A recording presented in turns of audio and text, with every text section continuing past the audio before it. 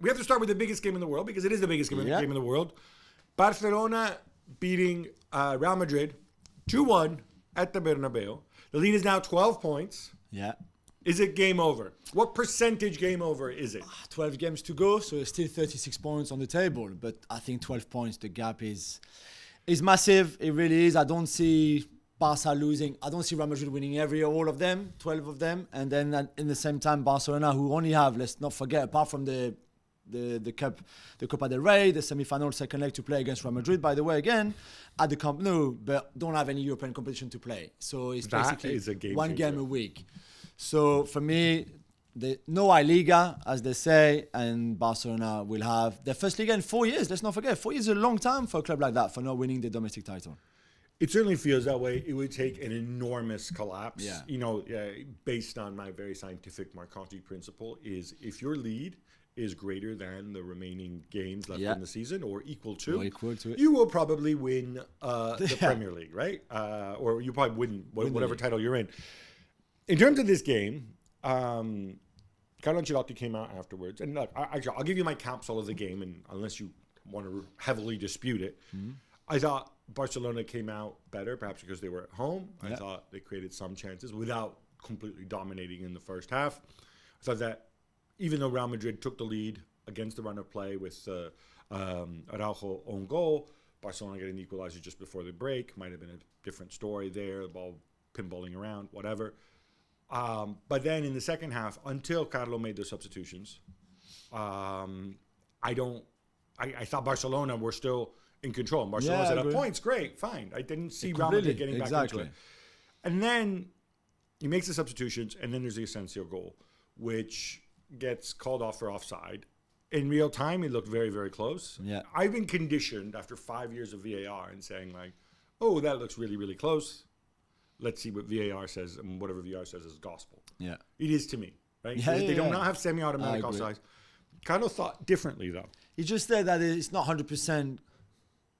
He's not 100% convinced, and there's not 100% proof that Asensio is actually offside on Koundé.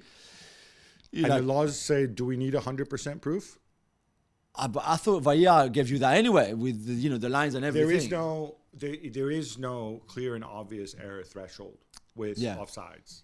You and I know that. I'm pretty sure Carlo knows it too. I know. But you can see his frustration though, because he thought they'd won the game. Yeah. It's 82nd or 83rd minute. Marco Asensio certainly thought he'd won the game too. Yeah.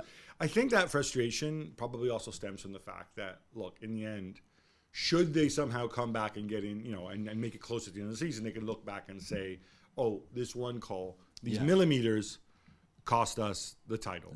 Fine. But I always refer, we bring this up with VAR, I always refer you back to what it was like pre-VAR. Yeah. You would have had an assistant referee making a call in a split second, because that is so tight. I don't see how a human referee can necessarily get it, be 100% one way or the other, right? Yeah.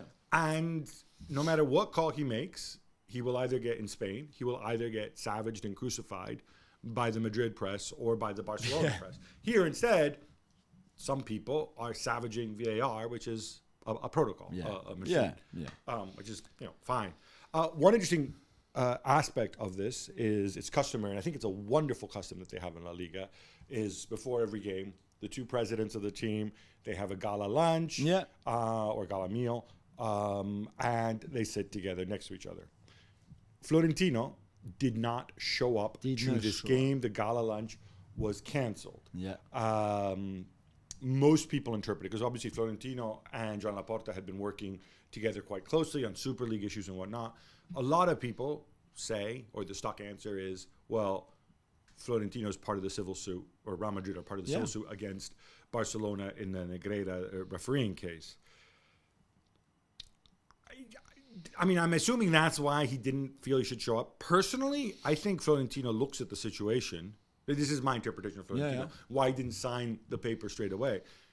I don't think he's particularly fussed about this, because there's no sporting sanctions and no points penalty, so it's not like Barcelona are going to be stripped of the title this year.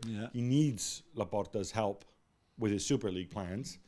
if Real Madrid could draw benefit on the pitch, fine, but all they're going to do is find Barcelona. Am I wrong in this?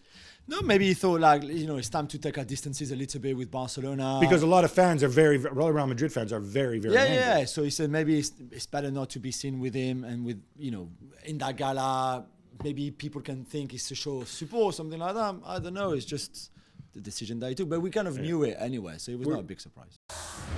Thanks so much for watching ESPN on YouTube. And for more sports highlights and analysis, be sure to download the ESPN app. And for premium content and live streaming, subscribe to ESPN Plus.